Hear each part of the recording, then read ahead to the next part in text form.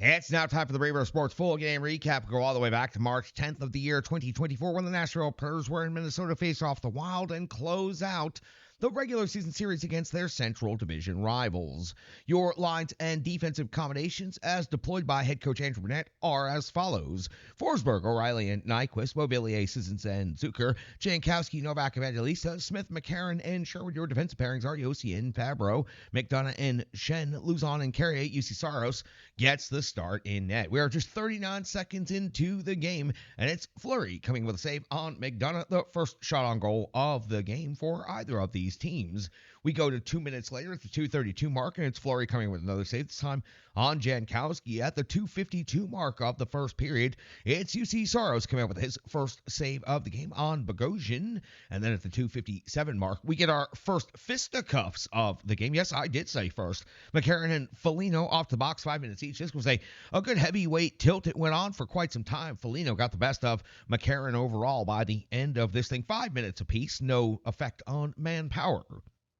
3:16 in the first period. It's Brodin with his 7th goal of the season, breaking through on the scoreboard, giving the Minnesota Wild a 1-0 lead. Two Minnesota players in the blue paint, felt like at least one of them perhaps preventing UC Saros from making the save, but the referees did not feel that way, and the Nashville Predators did not challenge to make it that way. So the puck goes into the net, and the Minnesota Wild take a 1-0 lead here on home ice in the first period.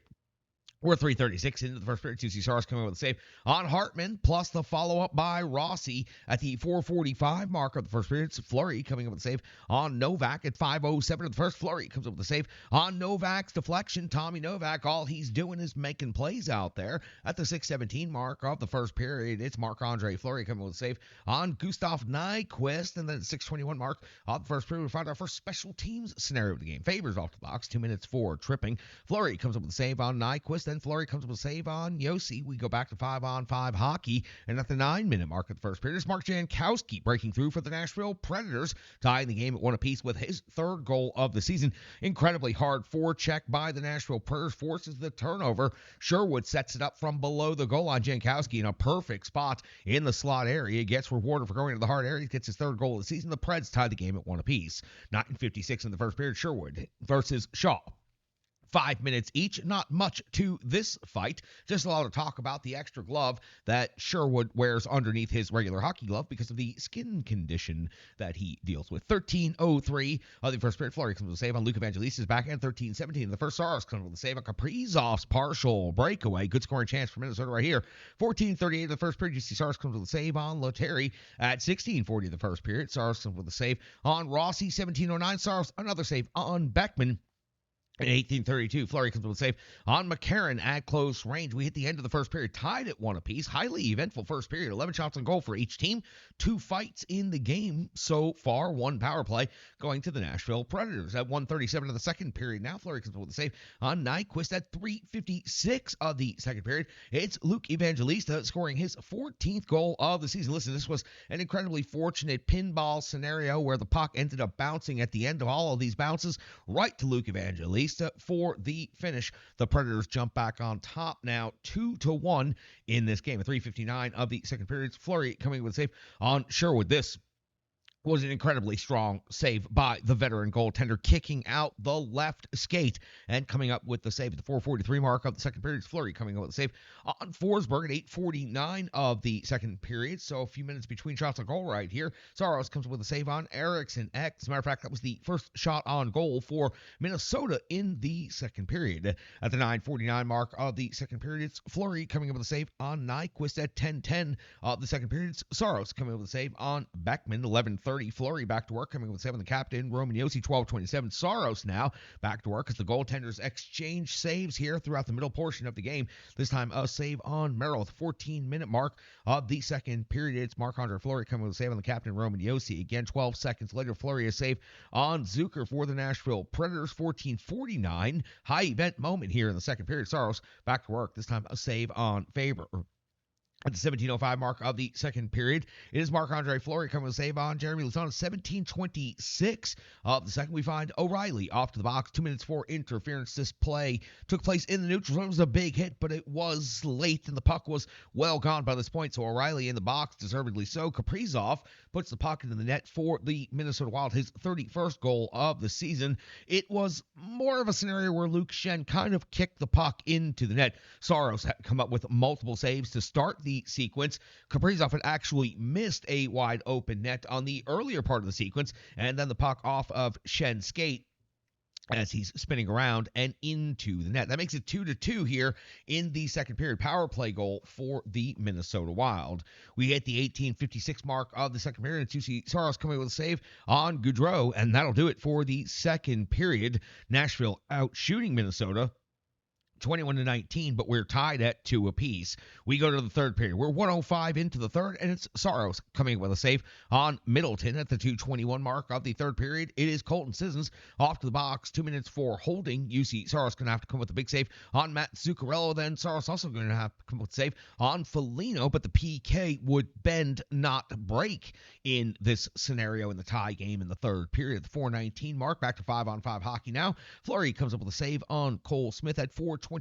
Saros comes with a save on Gaudreau. So within 10 seconds, the teams exchanging chances in this end-to-end sequence here in the third period. At the 6:04 mark of the third period, Fleury coming with a save on Gus Nyquist. At 7:26 mark, Saros comes up with a save on Middleton.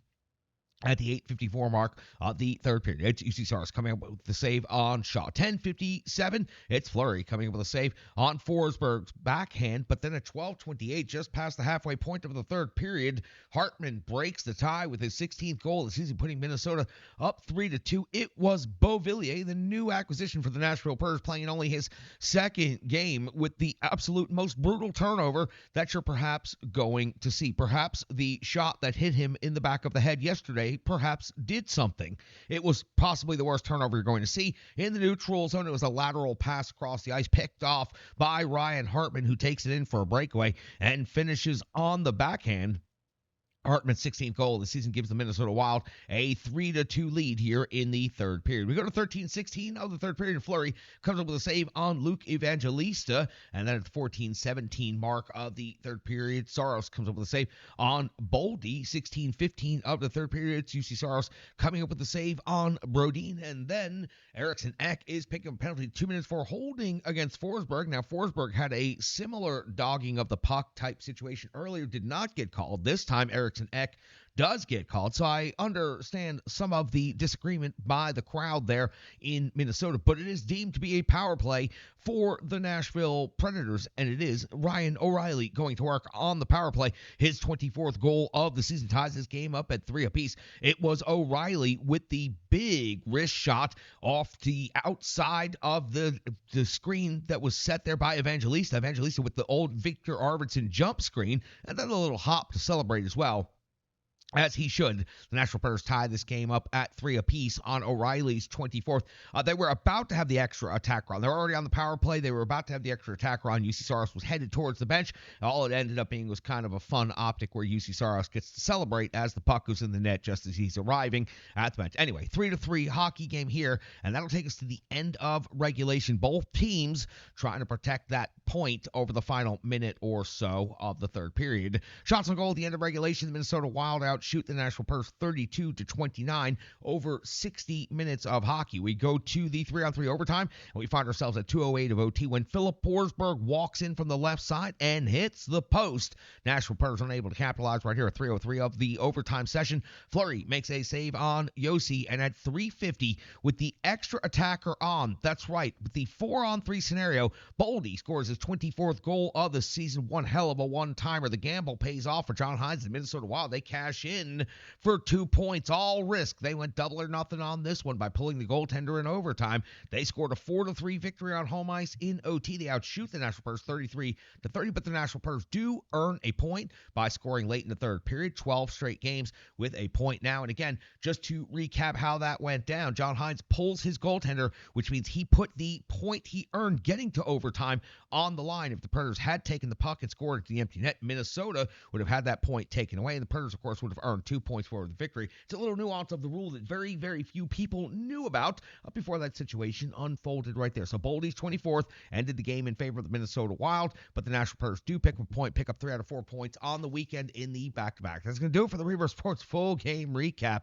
We'll be back with so much more analysis, box score, and more on the Renegades of Puck podcast.